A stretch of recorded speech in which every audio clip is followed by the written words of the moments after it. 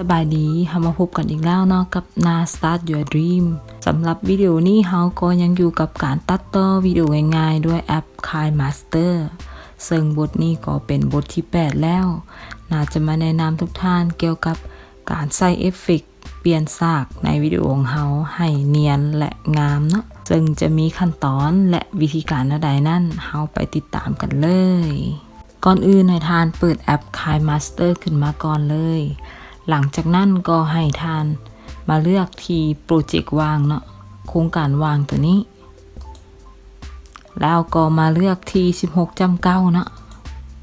น่าจะขอลองเอารูปภาพเข้ามาในโปรเจกต์ของเราก่อนเลยเนาะโดยคลิกมาที่ปุ่มมีเดียตัวนี้เลยแล้วก็เข้ามาเลือกรูปภาพของเราเนาะซึ่งในจุดนี้เนาะบ่ได้จำกัดเนาะว่าท่านจะใส่เอฟเฟกต์ในการเปลี่ยนฉากนั้นเฉพาะแต่รูปเนาะซึ่งวิดีโอนั้นก็สามารถใส่เอฟเฟกต์ในการเปลี่ยนแต่ละฉากได้คือกันเนาะแต่ในวิดีโอนี้น่าจะเอาเป็นรูปภาพมาสาธิตในทานเบิ่งเบิดเลยเนาะเรามาเลือกรูปภาพของเราเลยน่าจะขอใส่รูปนี้เนาะรูปนี้แล้วก็รูปนี้หลังจากนั้นก็คลิกเครื่องหมายบวกด้านเทิงนี้เลยซึ่งจะเห็นได้ว่านาได้แอดรูปภาพเข้ามาในโปรเจกต์ของเรา4รูปภาพเนาะตัวนี้ซึ่งก่อนที่เราจะใส่เอฟเฟกต์นั่นเนาะนาอยากให้ทุกคนเนาะซูมไทม์ไลน์ของเราเข้ามาก่อนเนาะให้มันน้อยๆลงเพื่อที่ว่าเราจะใส่เอฟเฟกต์ในการเปลี่ยนแต่ละฉากนั้นง่ายขึ้นเนาะโดยที่ให้ทานใส่นิ้วมือของทานเนาะแล้วซูมแตะที่หน้าจอเนาะแล้วซูมไทม์ไลน์ของทานเข้าแบบนี้เนาะประมาณนี้จะเห็นว่า4รูปภาพนั่นเราจะแนมเห็นได้เลยเนาะเพราะว่าไทม์ไลน์เราน้อยลงแล้วต่อไปเนาะน่าจะลองมาพรีวิวให้เบิ่งเนาะว่า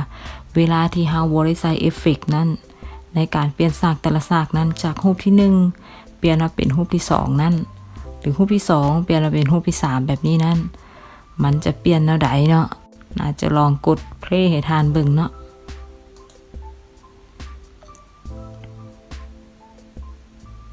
โอเคเปลี่ยนแล้วเนาะมันจะเปลี่ยนฉากแบบนี้เนาะเปลี่ยนปึ๊บมาเป็นรูปใหม่แบบนี้เลย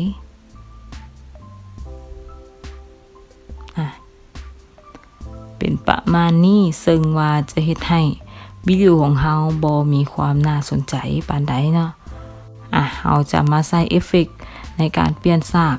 แต่ละฉากกันเลยจะเห็นว่าแต่ละฉากเนาะจากฉาก1มาฉาก2ฉาก2มาฉาก3แบบนี้แต่ละฉากนั้นจุดเชื่อมต่อของมันเนาะจากฉาก1มาหาฉาก1นั้นมันจะมีหมายบวกให้ทานเห็นเนาะแบบนี้ทานก็คลิกมาที่หมายบวกเลย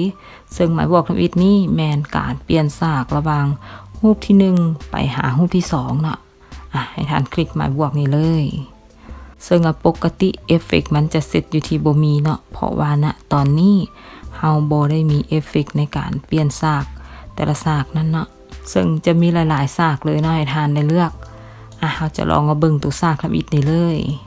ในฉากตัวนี้เนาะเมนูตัวนี้ก็จะมีเมนูย่อยอีกเนาะให้ทานเลือกลองคลิกมาตัวทำอิฐนี้เลยเป็นประมาณนี้เนาะมันจะพรีวิวให้เบิ่งว่าฉากตัวนี้มันเป็นแบบใดตัวนี้มันจะหมุนแบบนี้เนาะให้ทานมาสังเกตอยู่ด้านลุ่มเนาะมันจะมีเวลาเนาะตัวเลขให้ทานเบิ่งซึ่งว่าทานสามารถเปลี่ยนตัวเลขตัวนี้ได้เนาะถ้าว่าทานเลือกระยะเวลาเนาะให้มันหลายขึ้นเนาะแบบนี้มันจะเฮ็ดให้ระยะเวลาในการเปลี่ยนฉากจากฉาก1ไปหาฉาก1นั้นดุลขึ้นเนาะถ้าว่าทานเฮ็ดให้ระยะเวลาตัวนี้น้อยลงเนาะแบบนี้ระยะเวลาในการเปลี่ยนฉากของทานก็จะไวขึ้นแบบนี้เนาะซึ่งปกติน่าจะใส่อยู่ตัวที่ว่าระบบ default มาเนาะเซตมาก็คือ 1.5 ตัวนี้เลยตัวนี้ก็จะเป็นคือกันเนาะมันจะหมุนแต่หมุนปีนทางกลับกันซื่อๆเนาะมาเบิ่งตัวฉากที่2เนาะแล้วก็มาคลิกอยู่ตัวนี้เลยตัวนี้มันจะเป็นรูปยนต์ลงมาเนาะแล้วก็เปลี่ยนฉากตัวนี้ก็งามเหมือนกันเนาะเบิ่งตัวต่อไปเลยตัวต่อไปนี่เนาะทานสามารถใส่ข้อความได้เนาะเขียนข้อความได้ว่าทานสิใส่ข้อความแบบใดแบบนี้จะมีการให้ใส่ชื่อเนาะ รือว่าใส่ข้อความให้แก่ภาพตัวนี้เนาะตัวนี้เนาะ sentimental นะตัวนี้มันก็จะเป็นการเปลี่ยนฉากประมาณนี้เนาะคล้ายๆหนังเนาะเป็นหนังเป็นมูวี่ตัวนี้มาเบิ่งตัว presentation ตัวนี้เนาะแบบนี้เนาะก็จะมีหลายๆเมนูเนาะหลายๆเอฟเฟกต์ให้ท่านเลือกท่านก็ลองเลือกเบิ่งเนาะว่าท่านมักตัวใดเนาะหรือว่าเป็น powerful ตัวนี้เนาะ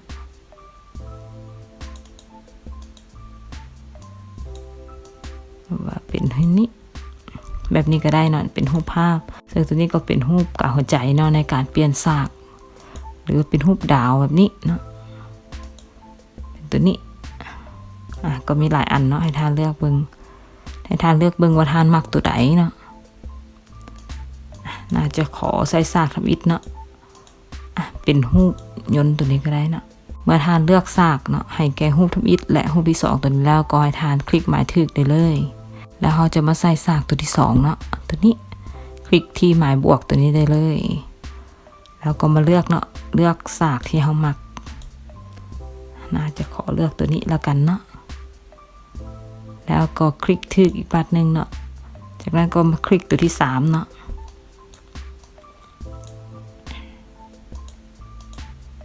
น่าจะขอใส่ตัว 3D ตัวนี้เนาะแบบนี้เนาะที่เป็นรูปแตกๆแบบนี้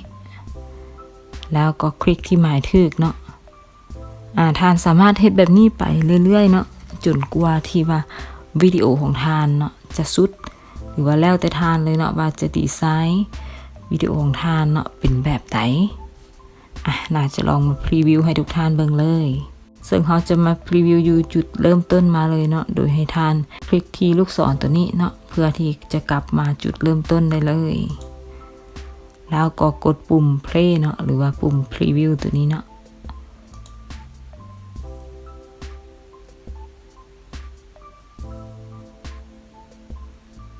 จะเห็นว่าในการเปลี่ยนฉากเนาะจากรูปหนึ่งไปหารูปหนึ่งนั่น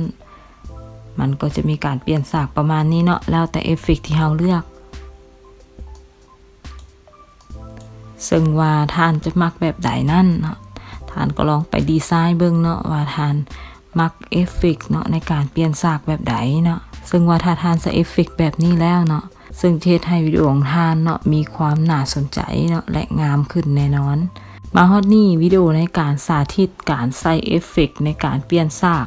ในวิดีโอของเราก็หมดลงแล้วซึ่งถ้าท่านใดบ่เข้าใจจุดใดเนาะก็สามารถคอมเมนต์ที่กล้องวิดีโอของนาได้เลยนาจะมาตอบทุกๆคนเลยเนาะซึ่งก่อนจากกันในมื้อนี้เนาะถ้าว่าท่านใดมักวิดีโอของนาก็อย่าลืมกด Subscribe เนาะและกดกระดิ่งให้ช่องของนาได้เด้อเพื่อที่จะติดตามวิดีโอใหม่ๆของนาเนาะแล้วเราจะมาพบกันใหม่ในคลิปต่อไปนา Start Your Dream บ๊ายบาย